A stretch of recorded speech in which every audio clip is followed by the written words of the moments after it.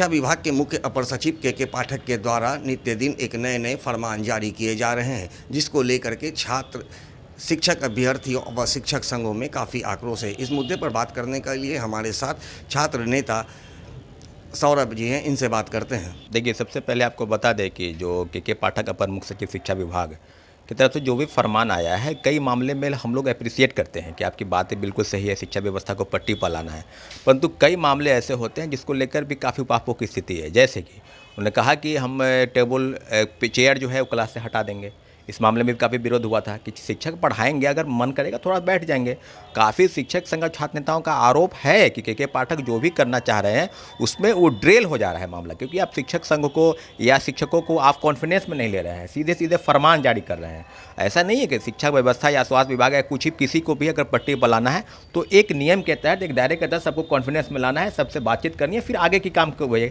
परंतु ये सीधे फरमान सुनाते हैं और उस पर काम होती है। रही बात आपका जो सवाल है कि आवासीय विद्यालय जहाँ स्कूल है उसके आसपास 15 किलोमीटर के दायरे में आपको रहना है, तो जाहिर सी बात है बिहार सरकार की तरफ से भी एक नियम आया था कि सबको आवासीय भत्ता दिया जाएगा। यानी जो स्कूल बनाने की, स्कूल के आसपास जो है वो एक टेंडर निकलेगा और लोग जो है वो आसपास के घरों में ही रहेंगे। उससे क्या होगा कि वो समय पर स्कूल आएंगे और जो भी स्कूल में जो काम और भी काम होते हैं, जैसे कि खेलकूद कार्यक्रम या कई अन्य कार्यक्रम, उसको सहायता मिलेगा।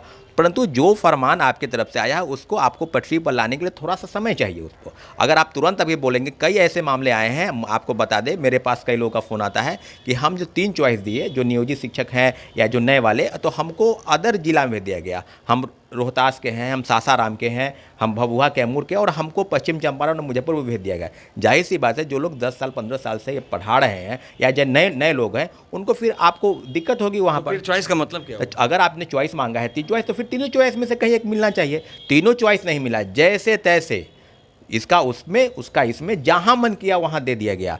हजारों लोग रोज बीपीएससी ऑफिस आते थे, कभी शिक्षा विभाग जाते थे कि हम लोग जो चॉइस दी वो हमको मिला नहीं।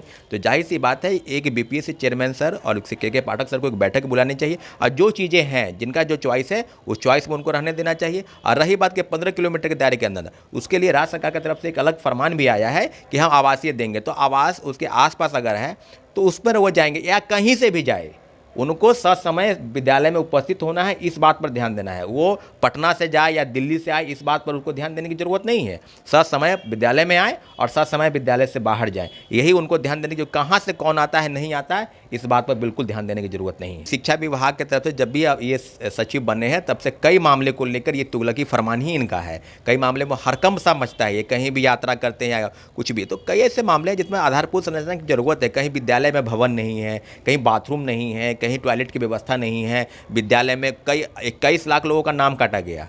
जब लोग विद्यालय आने लगे तो भवन की कमी हो गई, बेंच डेस्क की कमी हो गई।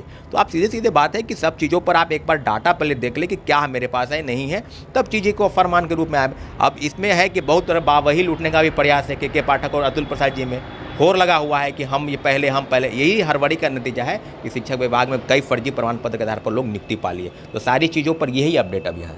तो जैसा कि आपने सुना कि सौरभ जी का साफ कहना था, जिस तरह से के पाठक के द्वारा जो फरमान जारी किया जा रहा है वो पूरी तरह से तुगलकी है, बिना स्ट्रक्चर के ये और बिना किसी रणनीति के आदेश जारी करके ये अपने आप को कुछ अलग साबित करना चाह रहे हैं, जो कि पूरी तरह से गलत है।